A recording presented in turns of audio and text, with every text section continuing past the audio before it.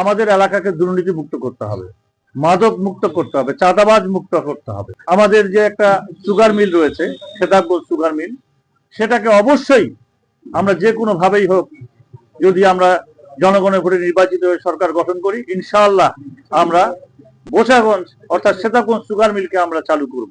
আমাদের প্রিয় নেত্রী দেশনেত্রী বেগম খালেদা জিয়া থাকলে আমাদের মনে একটা শান্তি থাকতো, আনন্দ থাকতো। সেই আনন্দটা আমাদের নেই।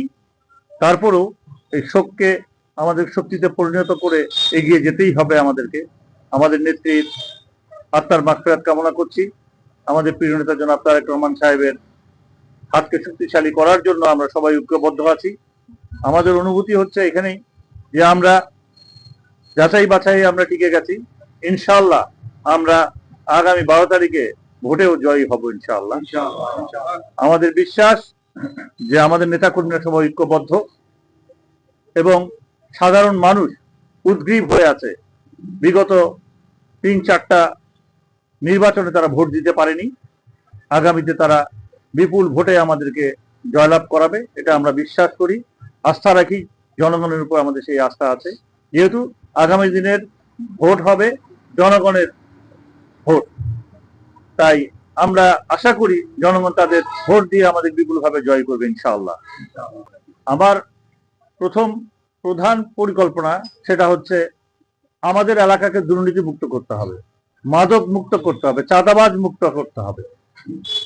আমরা যদি এগুলো করতে পারি, বাকি কাজগুলো, যেমন আমাদের যে একটা সুগার মিল রয়েছে সেতাবগঞ্জ সুগার মিল, সেটাকে অবশ্যই আমরা যে কোনো ভাবেই হোক, যদি আমরা জনগণের ভোটে নির্বাচিত হয়ে সরকার গঠন করি, ইনশাআল্লাহ আমরা বোচাগঞ্জ অর্থাৎ সেতাবগঞ্জ সুগার মিলকে আমরা চালু করব। 1 নম্বর, এটা আমাদের চাওয়া পাওয়া। 2 নম্বর হচ্ছে যে পোর্টের কথা বললেন, এটা তো একটা সরকারের পরিকল্পনার কথা।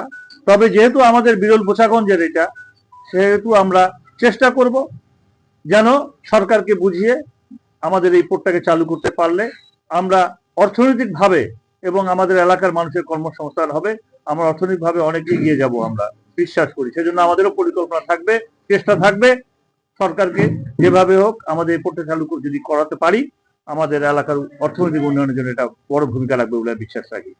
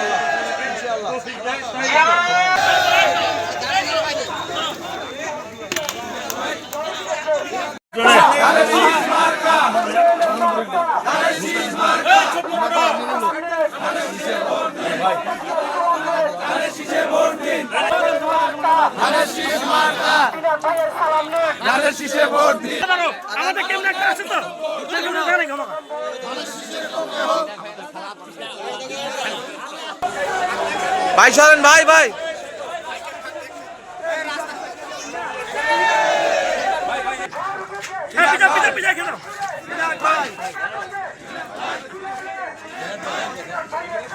এই মুরব্বি